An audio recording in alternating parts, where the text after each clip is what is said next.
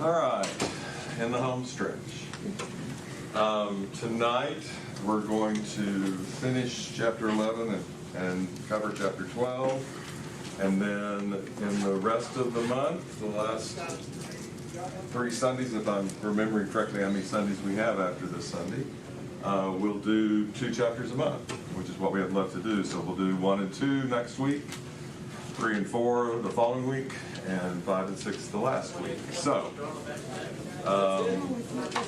and I think we can do that because those are the chapters we all know. That's the part of Daniel we all study and have learned since we were kids. The stuff that we've been dealing with is the stuff that we're not as familiar with and that we know as well. So, and tonight's going to be an interesting class, and we'll see how it proceeds. I think the thing to remember, and I want to say this out front,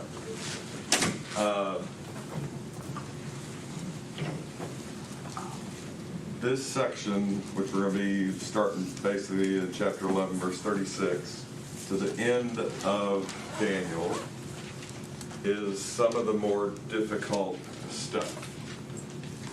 And I am not about to proclaim that I can tell you 100% what any of it means. All I'm going to try to do tonight is kind of present the various ways in which these 2 chapters are interpreted and what are the problems with those ways, and hit some high points. So that's what I'm going to attempt to do, and y'all keep me honest, and certainly ask me questions you want to, but don't be surprised if I say, I don't know. And I feel not one bad bone in my body for saying I don't know, because the numerous commentaries I read, there are so many different opinions on what this passage means. You know, nobody has a good feel for it. So, but I think, I don't want to start out on such a pessimistic note. I think there still are, even though people don't all agree what this means, I think overall, I think we can get a decent idea of what's being presented, and why I may ultimately take the position I will take tonight. And so, let me just set up with what the issue is. So, we've been, as we discussed the last couple of weeks, prior to the text talk last week, we've been talking primarily about the time when the Greeks would be in charge, and specifically the time when the Seleucids in the north, the king of the north, and the king of the south, the Egyptians, are fighting with one another, and since Israel's in the middle, the time when Israel would be impacted by that. So Daniel's writing in the 530s, and he's writing about a time that's going to occur in the 200s to the 100 BC. And what we've been talking about in last week, basically from 21 to 35, everybody agrees is about Antiochus the Fourth, who is the ruler in of the Seleucids. He's Antiochus Epiphanes. He's in the time frame. That's what I misread what I said there. He's in a time frame of around get this right, 175 to 164 BC.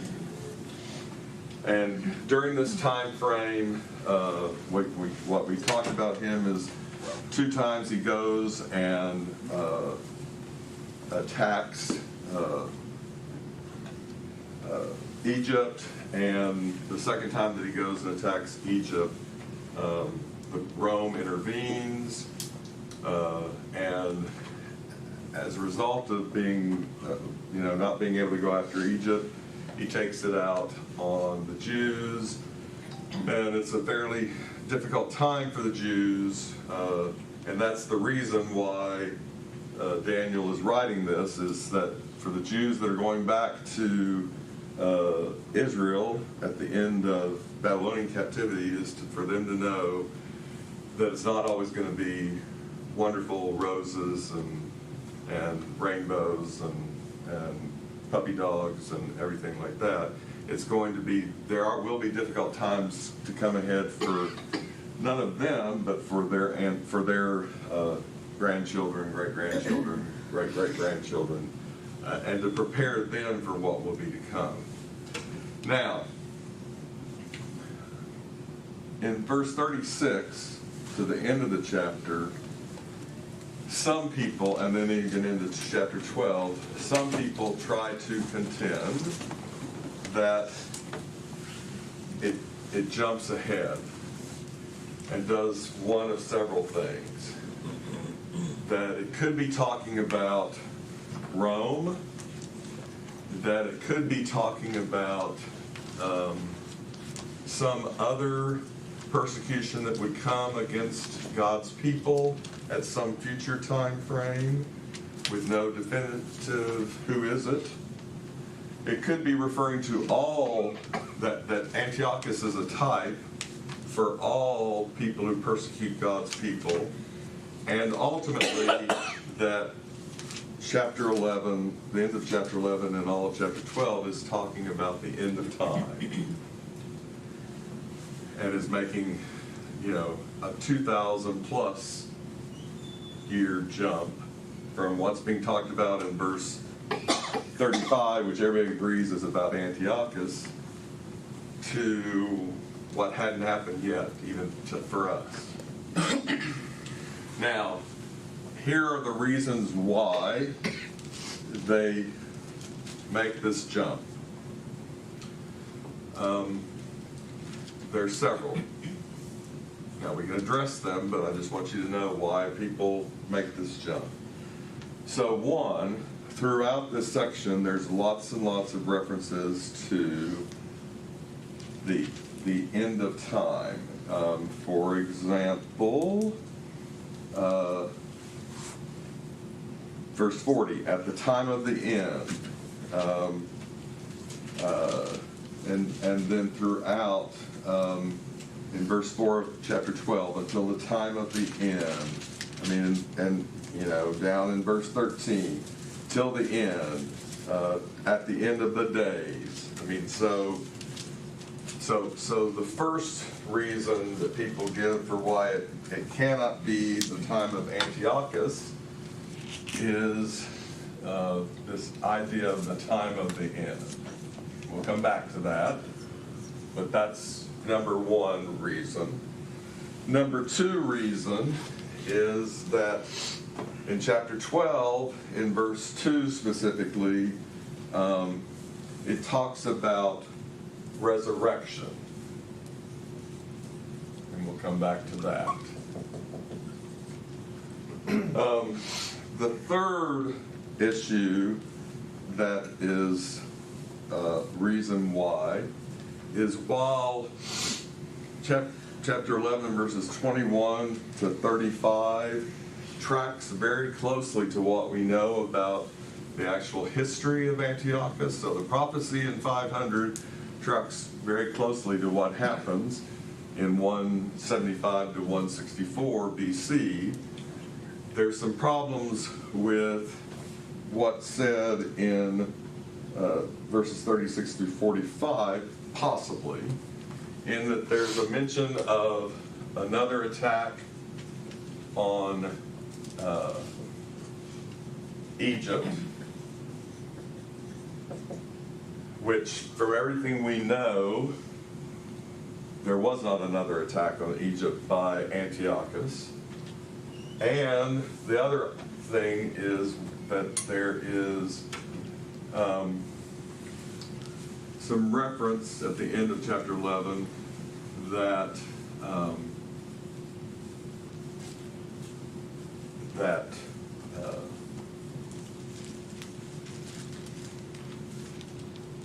let's see, how do I want to phrase this?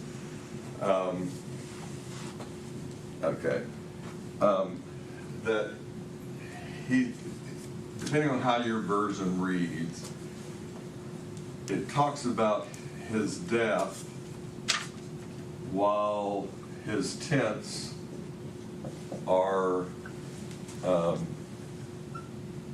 in the Jerusalem area.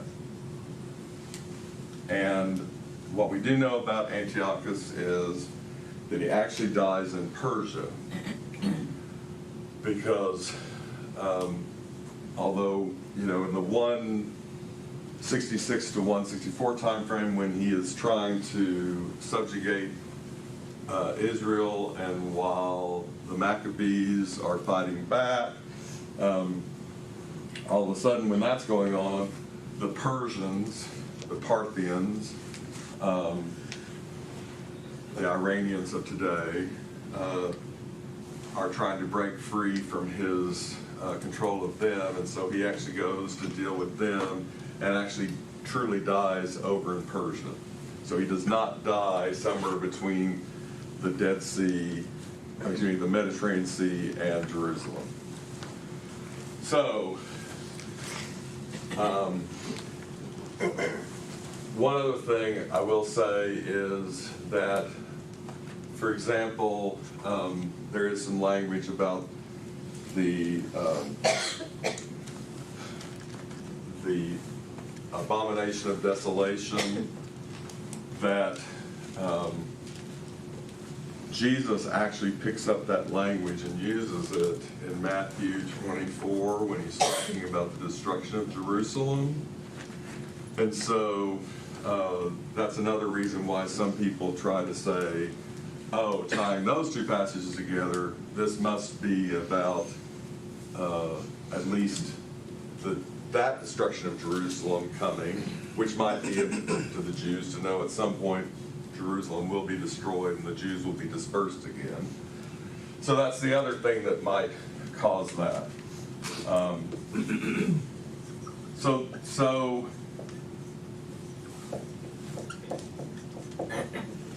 that's why a lot of people jump ahead and assume that this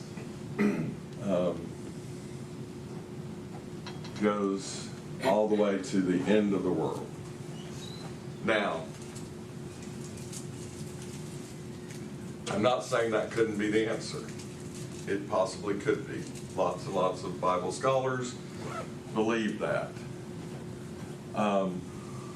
Although it's funny, because some of the Bible scholars who believe this are the ones who maintain that this was written in 164 after the fact, and it's funny, they say that in order to justify that the history was correct, as opposed to it being prophecy that's then fulfilled by history. But then they say, but then Daniel does a bad job of getting doing true prophecy, so then we're not, I don't get that.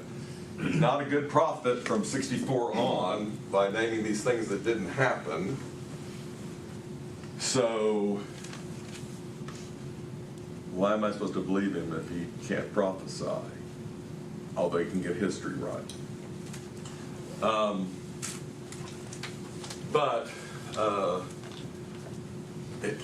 So that's kind of the suspect. Although, again, this may be indicative of a time in the future because of something we don't know or we haven't yet. Maybe because it hadn't happened yet. Maybe it happened. We don't have a history of it. It's just hard to know what these are referring to. Now,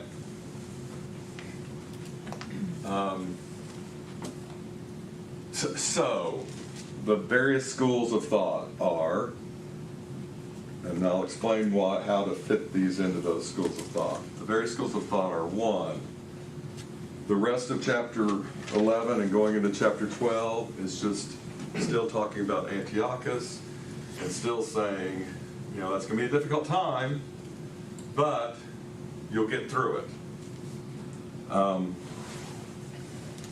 And I'd probably lean towards that, and I'll explain that in a minute. Another option is that it's talking about the end of time, and I've already kind of given you why some people say that's what it's referring. And if it is talking about the end of time, obviously we have to sit there and go, that's more than is done anywhere else in Daniel. Because although we certainly get the kingdom of Christ referenced in Daniel and Daniel 2 with the rock being cut out and knocking over the statue, we don't get anything about what happens at the end of the earthly kingdom of God in that passage. So this would be taking it further and going all the way to the end of time, at the end of the Christian dispensation, and it's possible. But it would be going further, and it's not completely clear what the value would have been to the people Daniel was writing to at the time to know what was going to happen 2,000 plus years down the road.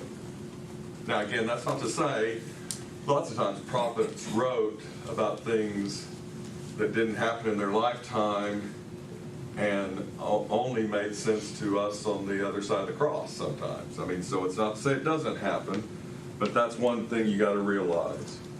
The third option is to basically say that this whole section is just saying Antiochus is a type for all persecution that's going to come against God's people in the future, that it will be persecution not as punishment from God as the Assyrians and the Babylonians have been, but it'll be persecution because they are people of the covenant, because they are people of God, and that this section is just picking that up and saying there will be others, and they will be similar to Antiochus in the sense of they're attacking the people of God because they are people of God, and Antiochus is just the first of many to come. And again, prophecy does that. I mean, there are times in the Psalms, for example, where there's a prophecy that you can apply to David, but it also has an application to Christ, that David's the type of Christ, the antitype.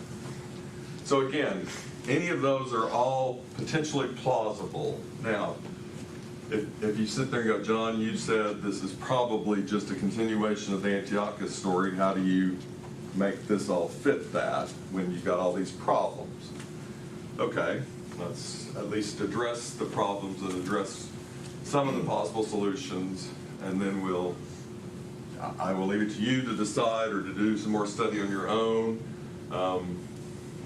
Like I said, I think the good news is, and that's where we'll try to end tonight, is no matter what this passage is ultimately saying about when is something going to happen, is that really the key thing we're supposed to take from this passage, or is there something we should take from this passage no matter when it might have happened in the past or might happen in the future? All right, so let me address each one of these. So, first of all, I hope you realize, and in fact, we're going to show you in this very passage. But let me ask this question. Every time that the Bible talks about the end days or the time of the end, or however it's in your version, is that always referencing the end of the world? Okay. I'm getting several heads shaking no. Tell me why. All right. So for example, we go to Matthew 24:25. Clearly, a part of that is dealing with the end of the world, but a part of that is dealing with the Jerusalem being destroyed in AD 70. And you have to be able to do good parsing to know exactly where does it switch from one to the other and why does it switch from one to the other, but it can be done. Yeah. And so, but you know, some people see the end times in that and think, oh, it's all about the end times, when no, part of that's about the destruction of Jerusalem, and in a sense that is the end time for the Jews, right? At least as far as being in Jerusalem, having a temple, having the ability to say what tribe I'm from, all of those things that went with that ends in AD 70. Or shortly thereafter. I mean, obviously, on AD 70, if I was from the tribe of Judah. I can still say I was from the tribe of Judah, but still, clearly, the covenant with the Israelites is over, and there's a new dispensation, and things change. Okay. Other examples. Well, in the prophets, he uses the term apocalyptic language a lot for either a judgment or a change in dispensation, a rule, or like you said, we went from the Old Testament to the New Testament, Right. the Gospel age, whatever you want to call it. So he uses that language a lot for the end of something or a judgment. Right. Okay. And it's interesting because in this very passage that we are looking at, look at verse 35, which everybody agrees is dealing with Antiochus IV. Somebody read for me verse 35. And some of the wise shall stumble, so that they may be refined, purified, and made white, until the time of the end, for it still awaits the appointed time. Interesting, until the time of the end. What's that time of the end being referenced? If everybody says that's about Antiochus, is that something 2,000 years in the future is being referenced? No, it's saying during Antiochus's reign, there's going to be difficulties, and it's going to continue until the time of the end, which is his end, when he's ousted and they no longer have to worry about him. So even in this very passage, I can find a reference to the time of the end, which is not about the end of the earth as we know it. And it's interesting, the very language it talks about refining and purging and making them white, that's over here in, let me see if I can find it. It's in chapter 12. Yeah, in verse 10. Many shall be purified, made white, and refined, but the wicked shall do wickedly, and none of the wicked shall understand, but the wise shall understand. So it's just interesting how, wait a minute, this is all stuff talking about the end of Antiochus this time, so 164 BC. In chapter 11, why is it not also talking about the same thing in chapter 12 or the rest of chapter 11? So that's an answer to this time of the end. All right, resurrection. Now where they get the resurrection is in chapter 12 and verse 2. And many of those who sleep in the dust of the earth shall awake, some to everlasting life, some to shame and everlasting contempt. Sounds like a resurrection to me. Must be the end of the earth when the resurrection will come, correct? Okay, I got a no over here. Vicki, why are you saying no? Well, some were resurrected when Jesus died on the cross. Okay, so right, it could be referencing that time, sure. Again, does resurrection always refer to the final resurrection? Anybody give me a time when a resurrection in the Old or New Testament is used metaphorically? Or anybody give me a time when it's used metaphorically of a specific event? Pentecost. Romans 6. Okay, Romans 6 says when you're baptized, that's a resurrection, right? When I come up out of the watery grave, I am resurrected, correct? Okay? Is that the final resurrection? No, I don't believe so. What about Ezekiel 37? Anybody remember what happens in Ezekiel 37? The dry bones. Right, them bones, them dry bones? I won't sing it. What is Exodus 37 about? Excuse me, Ezekiel 37. I said Exodus, didn't I? Ezekiel 37 about. I mean, it's basically, all of Ezekiel is about, hey, you're going off into Babylonian captivity, but he's saying, but God can take dead people and make them alive. And when this is all over, he's going to make you alive. He's going to resurrect you. He's going to return a remnant to the Holy Land. And so again, there are a variety of places in the Old and New Testament where resurrection does not have to mean the final resurrection. There's also some language in 2 that kind of makes it where you're not 12:2. Is it really about the final resurrection? Because it talks about many.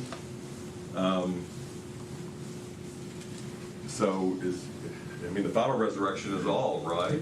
I mean, unless it's saying many, meaning the ones who haven't died would not be a part of the many. But their bodies will be changed and they'll go to meet God for judgment. But also you're like going, will many be resurrected for life? I don't know, few there be that find it. So there's several issues possibly with, is this really referencing the ultimate resurrection? All right, what about the fact that he got the history, or the history does not track with the prophecy, and therefore it can't be Antiochus, it's got to be somebody else that we don't know who it is. Because I cannot really tell you who the other attack on Egypt is, and so the best I can give you on that, on the attack on Egypt, is it is possible that verses 36 and down to 45 is kind of a summary of what's going on. And in the summary, what is the old thing about you tell them what you're going to tell them, you tell them what you tell them, and then you tell them what you told them? That this is maybe what's going on here, is that in referencing the attack on Egypt, he's just referencing the attack that's already occurred, that was successful or not successful, depending on which attack he's referencing. But that in either case, this attack is just being brought up as a summation to make some points about even though he attacked, even though this is going to happen, even though this is going to lead to some persecution, ultimately it's not going to be successful. And that gets to this point of his death while his tents are in Jerusalem. Now again, there's actually a decent explanation here. Although he does die in Persia, dealing with the revolt there, he has left behind one of his lieutenants, Lysias, who is in tents surrounding Jerusalem. So, is this saying his death while he's in tents that are in Jerusalem? Or is it just saying his death while his tents are in Jerusalem?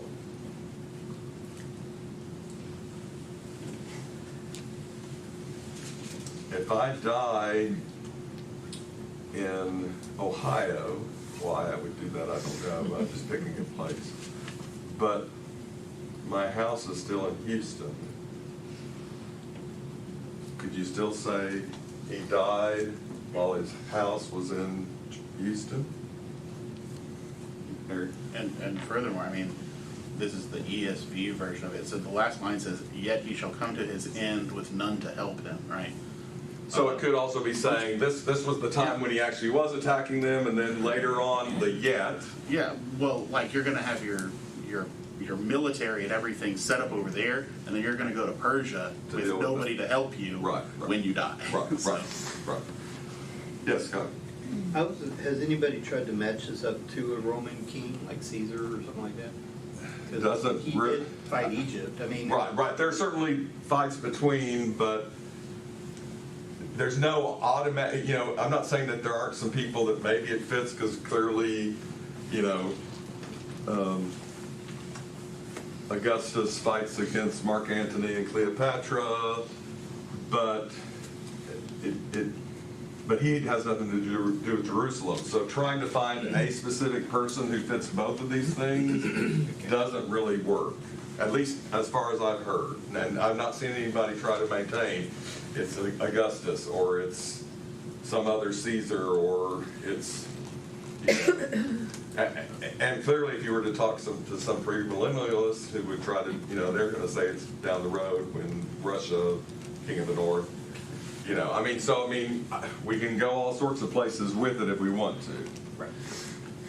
I was just gonna say that the idea of it being a repetition of what's already been said seems to be very on theme with the entire book of Daniel as well, because you have multiple visions that are about the same thing. You have basically the same story about Alexander the Great coming through twice. Like you have that same story, Right. And so it's very much in the same vein. And so I don't think we should get too concerned about like why would they say it like this? It's like, well, because he's done this the whole book. Right. Okay. But John, there's, even though there's maybe some questions about some of the historicity of these events, it seems to be pretty clear that, definitely talking about, the way they describe this king, starting in verse 36, is how you would describe Antiochus IV. Right. Especially when it's he magnifies himself above every god. Oh, his name is Epiphanes, Right. who he called himself, which means God made manifest. Right. And then it, further down in 40, 41, 42, it talks about sparing Edom and Moab and the Ammonites. Because they helped they him. had kind of joined Right. with him. Correct. Right. So it's easy to even though, I can't say that there was another attack on Egypt. There's another answer I didn't give you, which is, do we know everything from history? At one point in time, people maintained there were no Hittites until archaeologists found Hittites. So it's possible, although we have a decent, we have 1st and 2nd Maccabees that gives us some history. We have Polybius, who was a historian of the time. So we do have a decent amount of information about him. We have found his coins and it's interesting, his coins become more and more where he's got symbols on his coins that are representative of Jupiter and the various gods of the Greeks, and as he maintains he's one of them. And you can see as he's becoming more and more full of himself, just kind of watching his coinage. But I think you're right, Matt, that this doesn't necessarily mean that it doesn't fit. And you're right, plenty of what is in this section clearly meshes. And again, that's another Bible interpretation thing to keep in mind, which is, if what goes after seems to follow what went before, it's probably talking about the same person in the same time frame. Now again, that's not to say that I can't take it as a learning for future situations when the church is persecuted, for example. To say, if God didn't stop his people from being persecuted back then, it doesn't mean that he's going to stop us from being persecuted now. And in fact, he may use persecution to purify us and refine us and to purge us. So it's not to say that I can't take this forward and try to apply it to me, but there's a difference between an application versus this is the time it's referencing. Okay?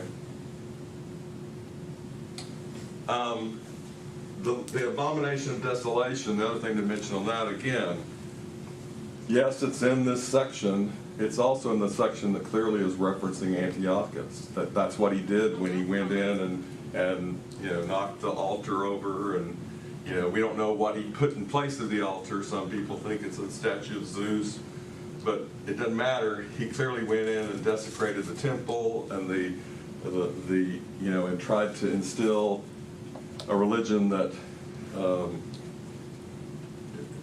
that downplayed God and that put him in authority, and that's what's being talked about then. So again, if it's talking about Antiochus earlier in chapter 11, can't it also be talking about Antiochus later in chapter 11? Okay. Kind of just to build on what you said, in verse 44, it says rumors of the east and the north, and that's where Parthia is. Right, right. And it will disturb him, he Right. will go out and destroy, so. Right. So, one last thing, let me give you some thoughts on, that again may fit with helping us figure out where does this time frame referencing, and then we'll kind of open it up for, so what were our lessons that we can take away from chapter 10 through chapter 12?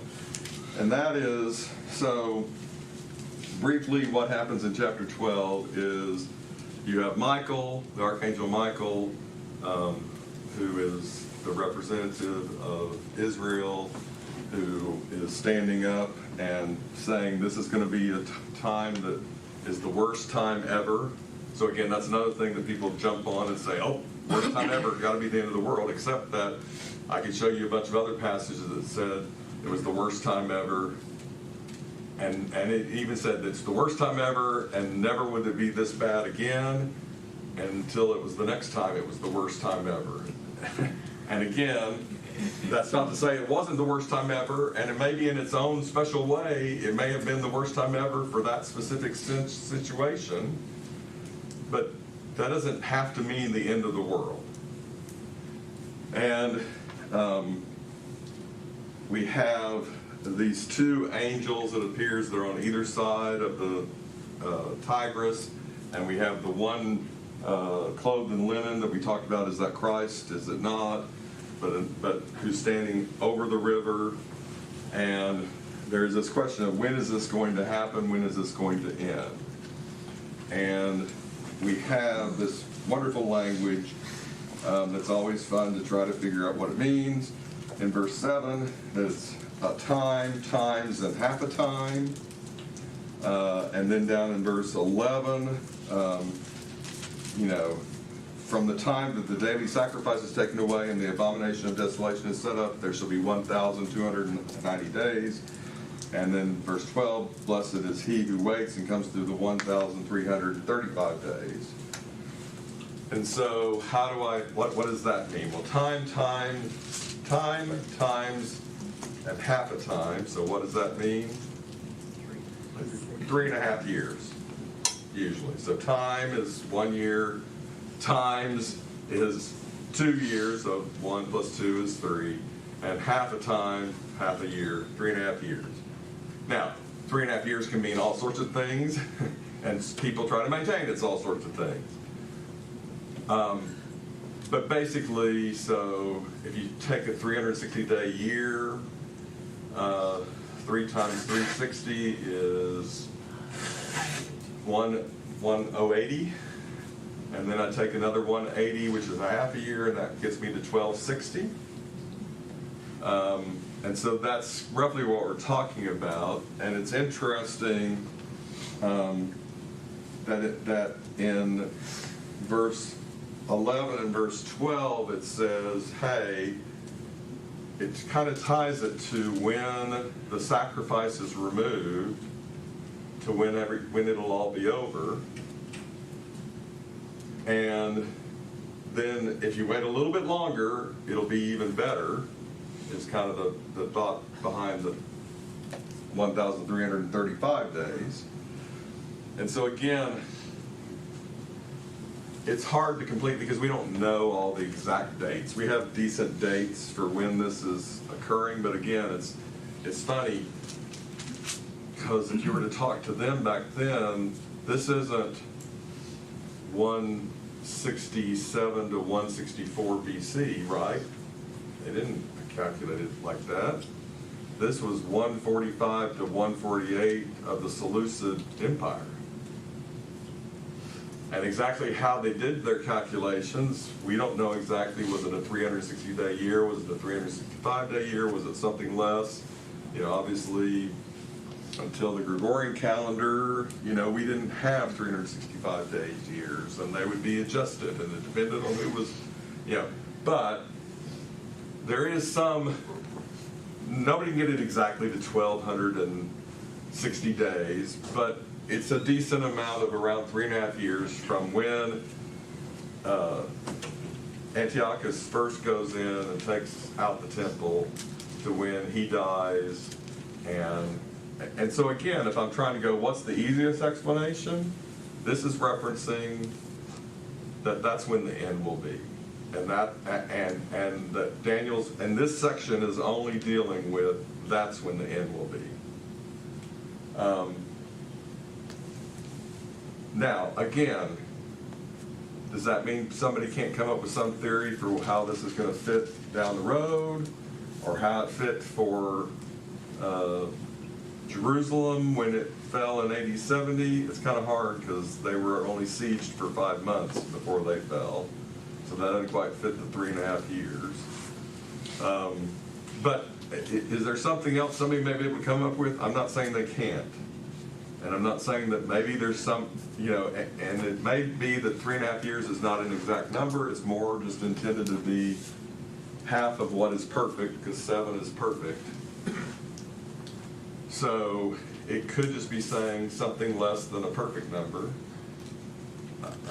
It's hard to say, but what I can say is the 3.5 years roughly fits between when Antiochus really starts pounding on Judaism to when Antiochus is off the scene.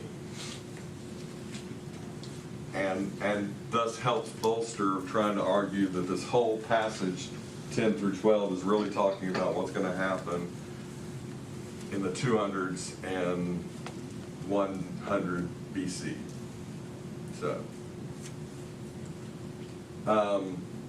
So we got about 10 minutes or 8 minutes left. So questions, comments, and more importantly, why did we just spend 3 weeks talking about 10 through 12? What do you take from it? What might be of value to having had studied this, other than going, check, I studied the latter part of Daniel, because we never get there in most classes. I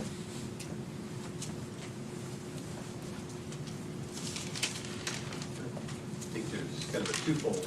Okay. One is you look at the prophecy in chapter 10 and 11, and you see how accurate, how God knows what's happening. He's in control, and that Which should mean something to me even today. right. Okay.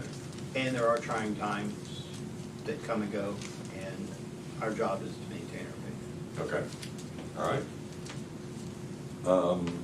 Other thoughts about lessons to be learned? Are those the only lessons, or if anyone wants to expound upon those lessons? Well, the ability to closely match so much of this prophecy with history just further demonstrates God's control of history and the events. And Kind of goes with today's lesson, right? God reigns. I mean, is this not a perfect example of showing how God reigns? And it also goes with what we've been talking about this whole month how do you know something is truly prophecy as opposed to false prophecy? It comes true. Well, and that's why modern Bible scholars keep trying to say, oh, it had to have been written in 164 because it got the history so good and so close and so right. It had to be written by somebody who was a historian, not somebody who was a prophet, because we cannot agree that there's any such thing as a God who actually knows what's going to happen and actually foretells it. Because then we might have to listen to that God, and we might actually have to do what he tells us to do. I don't know why they want to be Bible scholars, to be perfectly honest. If it's not to follow it. But I mean, on the other hand, I guess there are plenty of Shakespeare scholars who can't stand Shakespeare, but they make a living. Yes. Yes, Joel. To me, it's also, this is just one of the biggest ways in which God shows his power. Because, I mean, it's enough that he has control over nature already, but then to be able to talk about things that haven't happened yet and to demonstrate that he himself is outside of time, he's not contained by it, and has no effect on him, essentially. It's really powerful.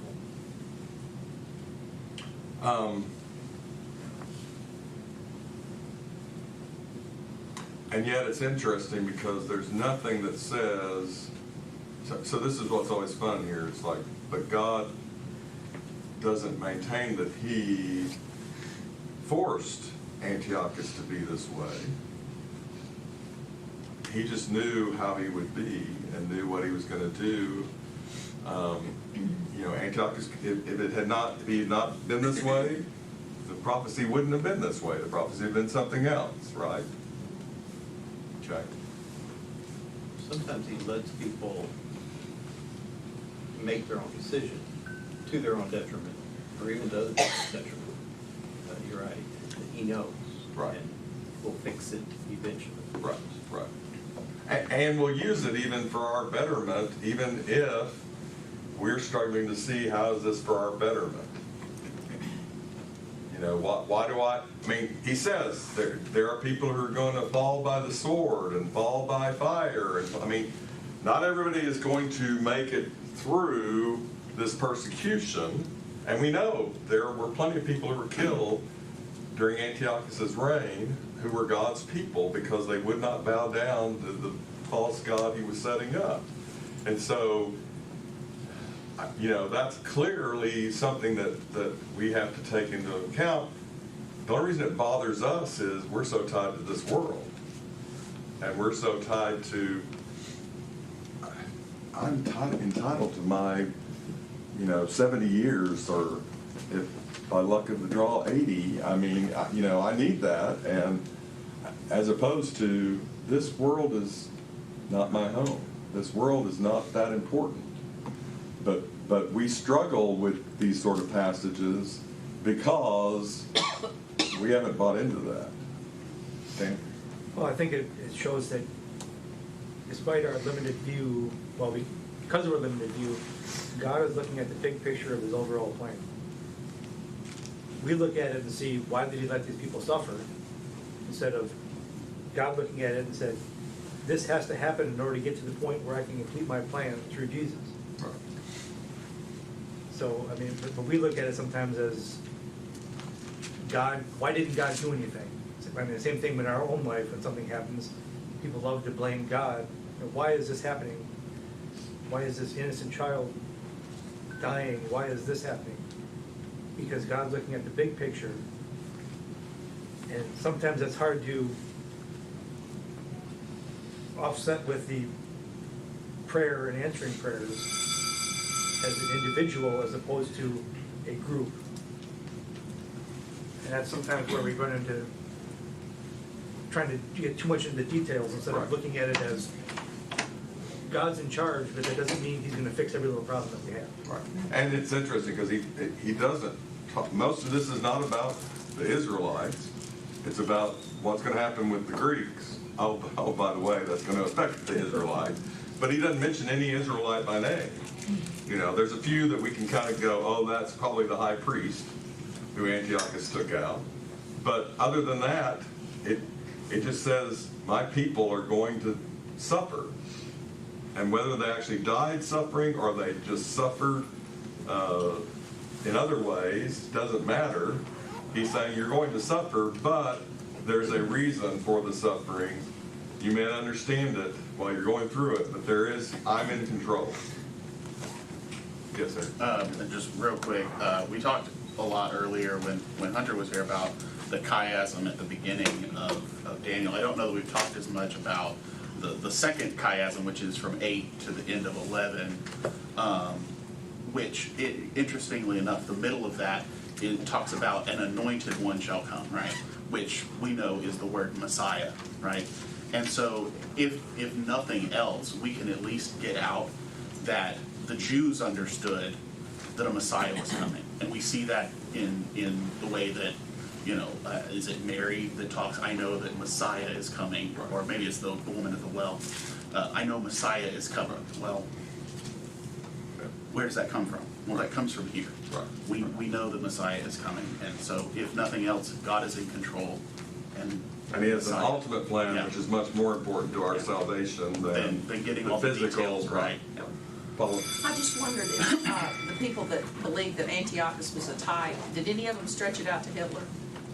You know, I'm sure that there are probably some that stretch him out to, you name the bad guy, Genghis Khan, All of them. to all of them. They'll say every one of them is an antichrist. And it's funny because they'll use language from the New Testament to go back to the Old Testament and say Antiochus was the first antichrist, even though antichrist doesn't come into How can it play be? Yeah, yeah. until after you have a Christ, number one, and two, until John talks about it pretty late in the whole, you know, so but yes, I wouldn't be surprised that, I mean, it's just like some people have actually predicted that the world was going to end based upon Daniel.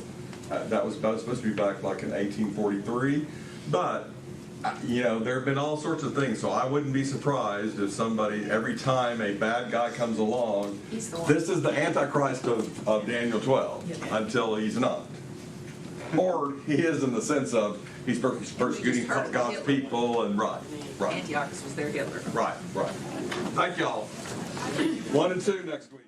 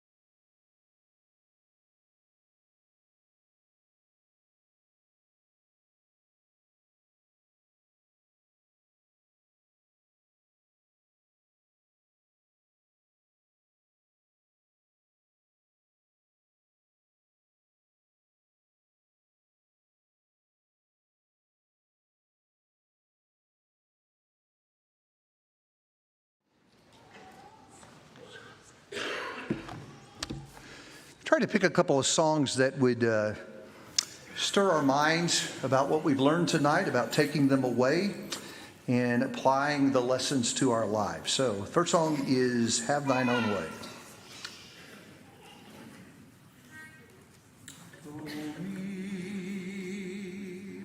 Have thine own way, Lord, have thine own way. Thou art the potter, I am the clay. Mold me and make me after thy will.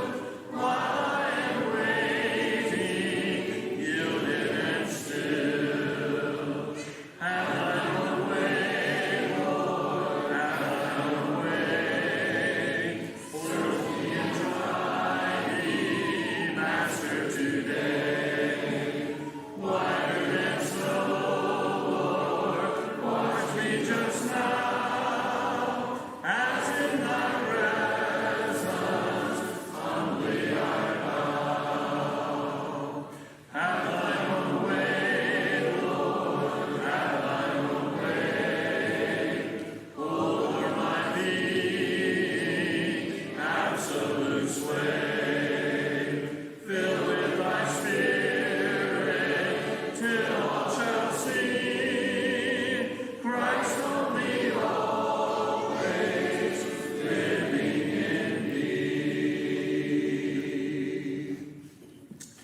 Let's sing Teach Me Thy Way. If you would please be standing as we sing this song, and then we'll be led in closing prayer. Oh me, teach me thy way, O Lord, teach me thy way. Thy guiding grace, O Lord, teach me thy way. Help me to walk aright, for my faith lets thy sight. Lead me with heavenly light. Teach me thy way. When I am sad at heart, teach me thy way. When earthly joys depart, teach me thy way. In hours of loneliness, in times of dire distress, in failure or success, teach me thy way. When doubts and fears arise, teach me thy way. When storms o'erspread the sky, teach me thy way. Shine through the cloud and rain, through sorrow, toil, and pain. Make thou my pathway plain. Teach me thy way. Long as my life shall last, teach me thy way. Where'er my lot be cast, teach me thy way. Until the race is run, until the journey's done, until the crown is won, teach me thy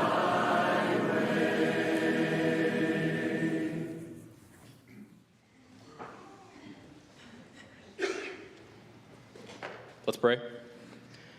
Dear Lord in heaven, thank you for this wonderful day that you've given to us and the opportunity that we've had to join together with like-minded Christians that we may learn more about your word and praise you. Lord, thank you for all the many blessings that you have so graciously bestowed upon us. Help us to realize that all of these things come from you. So please be with those that have been mentioned as sick as part of this number. Please return them to their much wanted and needed health. Lord, please be with us. Help us to have open doors of opportunity that we may spread your word. Thank you for everything you do for us. Help us to put you first in our life. We love you and fear you. In Christ's name, amen.